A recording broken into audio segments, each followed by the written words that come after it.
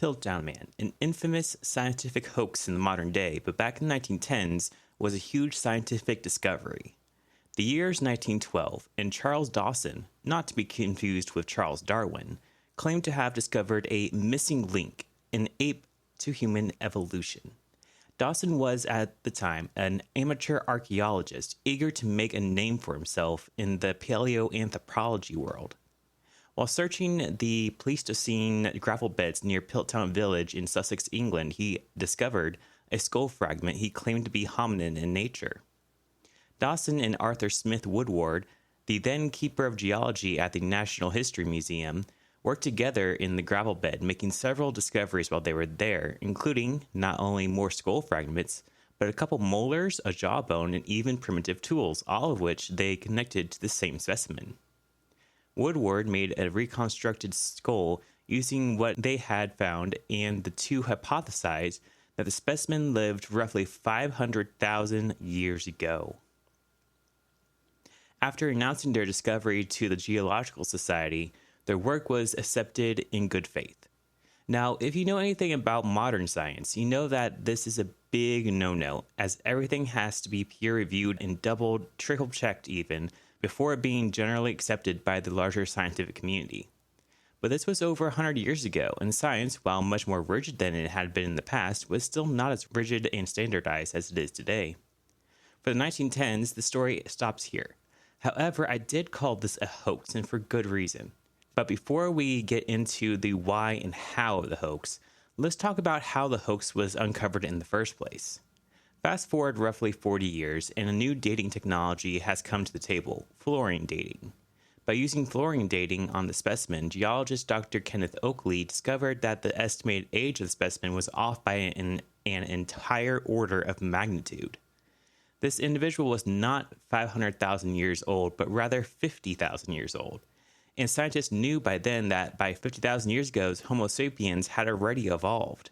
So this could not have been a missing link at all. Now the alarm bells were ringing. In comes a couple of new faces. Biological anthropologist Dr. Joseph Weiner and human anatomist Wilfred Lee Gross-Clark. These two worked with Dr. Oakley to determine the age of the other bone fragments. What they discovered shook the paleoanthropological world. The jawbone and the skull fragment of the specimen were from two completely different species, a human and what is believed to be an orangutan. Upon further investigation, the scientists discovered markings on the teeth that indicated that they had been intentionally filed down to appear more human-like. They also discovered that the tool and bones found on the site had been stained to match the gravel bed. In 1953, after years of careful investigation, Piltdown Man was officially declared a hoax. So why did he do it? You see, Dawson was a lawyer by training, but an honorary collector of the British Museum and a member of both the Geological Society and the Society of Antiquity, due to his large collection of fossils and ancient artifacts. While he did make many legitimate discoveries in his time, such as stone axes from the Stone Age and Roman statuettes from Roman occupation, none of these brought him much fame outside the anthropology world. It should come at no surprise that Dawson had connections to Piltdown Village too, as he was the steward of many small estates there. For a play-by-play of the inciting events leading to the discovery of Piltdown Man, we turn to the Science History Institute. In 1908, he was approached by a workman palming a thick, muddy chunk of something he thought Dawson would enjoy. It was a skull cap, fragile and decaying, but unmistakably human. Dawson sensed this artifact was of immense scientific importance, but when he poked around the spoil heaps of the construction site for more evidence, he found none. It wasn't until 1911 that as he walked the grounds of Barkham Manor, he came across a second, much larger cranial piece jutting from a spoil heap. He instantly recognized the fragment as part of the same individual. This discovery made waves in the scientific community and turned this amateur archaeologist internationally famous. Ever since Charles Darwin's theory of evolution was accepted in the scientific community, scientists have been working tirelessly to unlock the mysteries behind human evolution and to find potential ancestors to humans. Specimens throughout the world, from Indonesia to Germany, were popping up from this relentless search, but England was still left utterly bereft of any such claim to fame. The scientific world, a significant percentage of which was made up of English scientists, was eager to hear of Dawson's earliest Englishmen. And the Piltdown Man was everything they could have hoped for. Strong jaw, large brain case, and flattened molars, which signaled a shift to a more humanoid diet. This was the discovery that England was hoping for.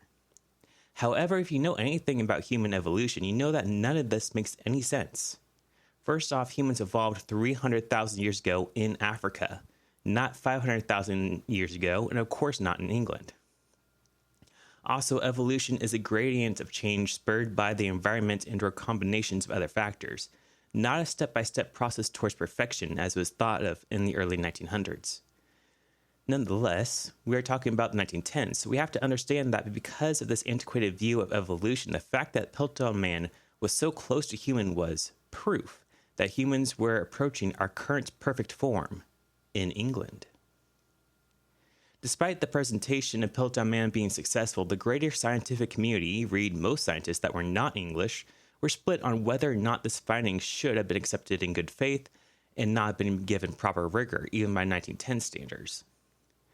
Additionally, many zoologists and anatomists were especially suspicious of the find, stating that the skull was far too human and the jaw far too ape-like for the two to be part of the same individual. They also criticized the reconstruction of the skull, saying that even just the slightest change in angle could have had drastic impacts on the final result of reconstruction. However, the voices of those who believed quickly drowned out the voices of the doubters. Of course, these people who were duped weren't dumb, but rather they were, subconsciously or not, motivated by nationalistic pride. The Piltdown Man, the earliest Englishmen, being not only an icon, but their proof of English superiority. Darwin had theorized that humans evolved in Africa and migrated from there. This was not good for good old white supremacists, as they could not accept that Europeans came from Africans, let alone that it was the African people who were the ones to reach the modern human form, perfection. Piltdown Man was used as proof that not only had the English been the first to reach perfection, but that all other races evolved separately, thus leaving Europeans, most importantly the English, free from any ancestry of the more melanated variety. It was especially important for white supremacists to push this idea over Darwin's out of Africa theory when it came to imperialism and segregation, justifying the cruel treatment of people of different races with the idea that these people were genetically inferior and more prone to dangerous behavior and even carrying certain diseases.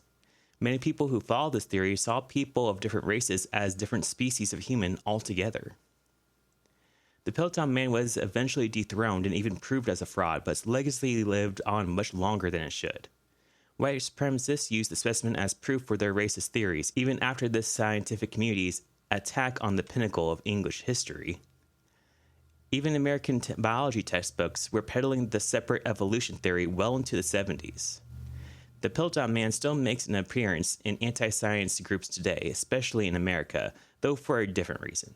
You see, since the Piltdown Man was a cornerstone of human evolutionary history for decades, but was later proven to be a hoax, many creationists use this case as proof that science cannot be trusted if scientists can be duped so easily, and that, by extension, all the evidence for evolutionism is similarly just a hoax, a conspiracy by scientists to reject the truth of the Bible. The Piltdown Man remains a dark stain on scientific history due to its lasting racist and anti-science effects that continue to be felt to this very day.